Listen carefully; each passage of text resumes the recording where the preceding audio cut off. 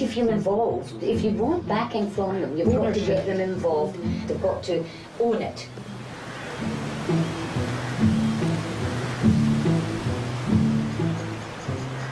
If we don't do what we can do, then we can't look our children in the eyes or our grandchildren.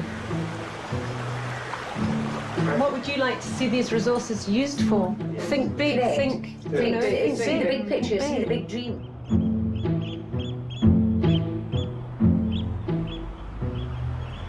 Where are we going? What would we like to see Comrie look like in 2050, whatever? Right.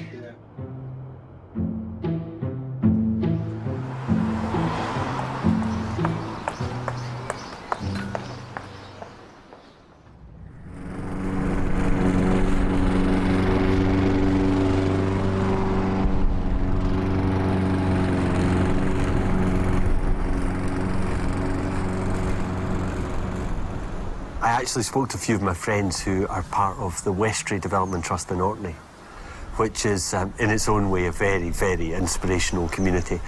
So I thought I'd try and invite one of the volunteers on Comrie who was passing through to come and do a presentation in Comrie,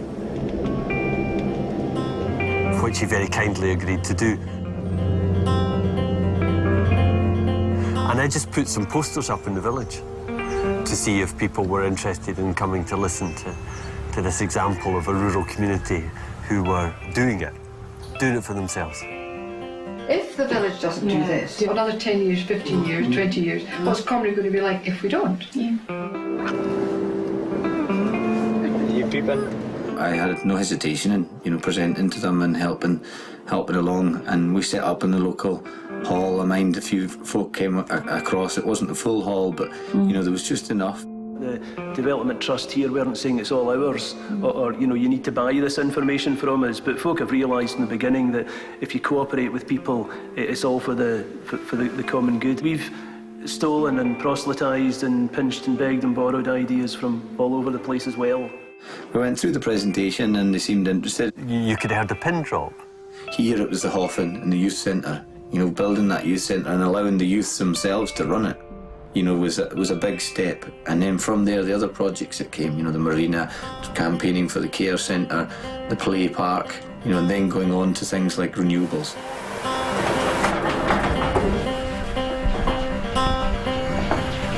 And then in the talking afterwards, I just remember folk starting to say, well, I've got this idea, I've thought about that, and I think, no, well, I've got this idea, and it just became, a hotbed, for people taking part and feeling part of it, but also saying, look, if this can happen in a small place like Comrie, 600 people away out in the fringe, look where you are in Comrie, look how close you are, look how all the things you have around you. So the story was, Comrie came to visit, Comrie Development Group worked hard to see whether a firmly constituted trust was a good idea. The trust formed, and then the rest is history.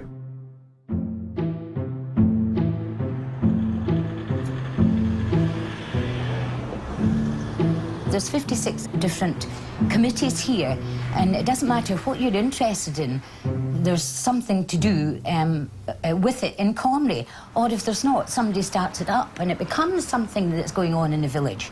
It's something that someone's interested in. You needed something like a development trust to focus the energy.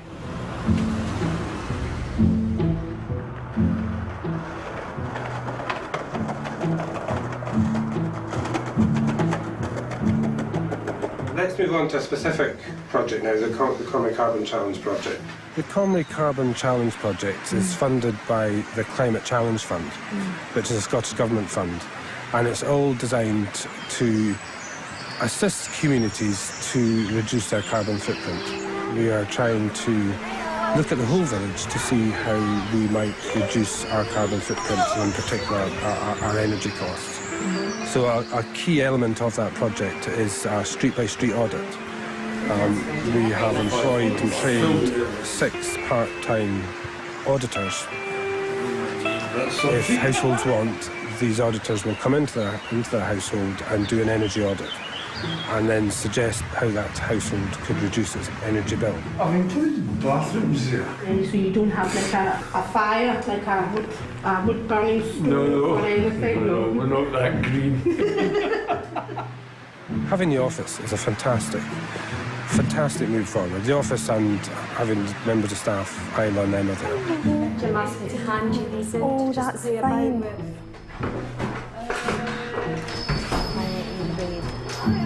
It seems to have quickly become quite a nice hub. The footfall across the door has been quite incredible. I think it would be nicer, so I'll give her a phone. But ultimately it's just really good fun and you get to meet everyone in the community. I think an office is vitally important for a development trust. This project at all. Running without about 3,000, square metres.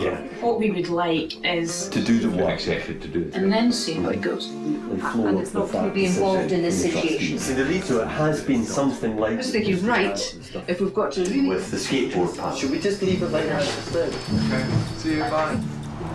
I think that the notion of self-sufficiency for development trusts is so important because it's the opposite of a grant-reliant culture.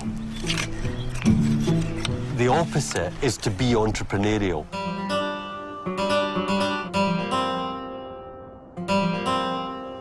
I think every community's got its cultibraggin. A larger scale, scarier project, but one that has the ability to change what it is that the trust and the organisation is about. But we have to understand that we're taking on quite a bit of responsibility there. It could earn money for your community. You, as a group, didn't take on this commitment. The village gave you the go-ahead on their behalf. Cultibraggin is about what's the project that gives a different opportunity to a place. So it became clear that the MOD were going to sell the land, and we either pitched in with a right to buy, or we decided not to. And for 300,000, how could we say no? Absolutely. You couldn't say no. And it was about using cultibraggin as a lever. And if we had decided not to, that opportunity was gone. I saw immediately, this potential. It was a jump. The cultibraggin was a jumping-off point for something very exciting. I think it'd be good as a holiday camp. Proportion it should be for affordable housing. I wanted it to be a museum. I'd like to see a timeshare. It's big enough. I think Comrie Primary School will be using it for like football pitches and stuff like that. We're going up in there on the minibus. There'll be a lot of fruit and veg coming up with the allotments. I think it'll be great. I think it'll be a good community site. We would never have a membership of 600 without Cultibraggin, because Cultibraggin inspired our community in whatever way. It's exactly that involvement of local people and their ideas that's enabled us to focus on the ideas that will meet the challenges of the 21st century. But I wouldn't say Comrie had a big problem that's particularly kind of galvanised people. I think it's more, as the world changes round about us, that we don't get swamped by, supermarket developments or forces beyond the control of the people living here. There's a good thing going on in Comrie and people want to see it continue, Wouldn't swap it for the world. Because it's a lovely place for lovely people. And the weather is fantastic. Sometimes. Well, nothing's ever perfect. Even the children speak to you. And people say hello to each other still.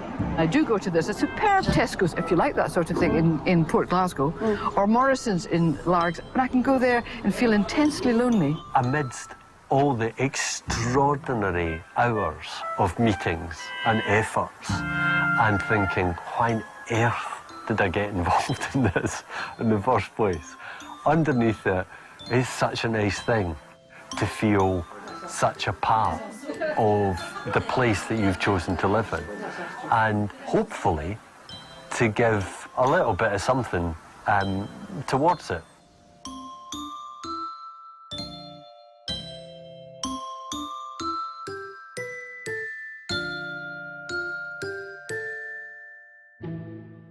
And devolution for me isn't just about creating parliaments in certain regions or nations within the UK.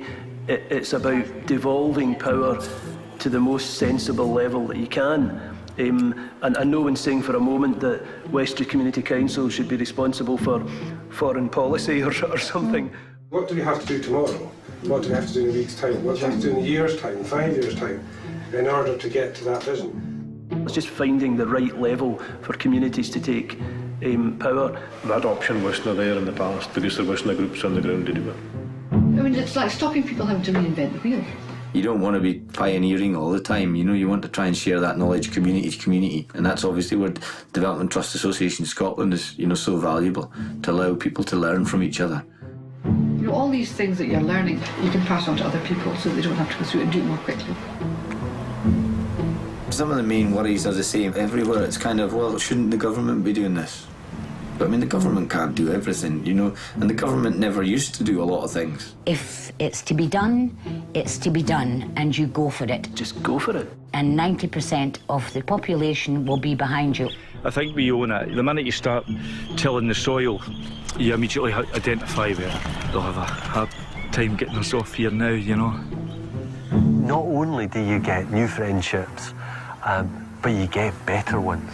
And that's what we need now, for everybody to feel that we're doing something for ourselves and our communities. That's what it's all about now. Because if we don't do it, nobody will.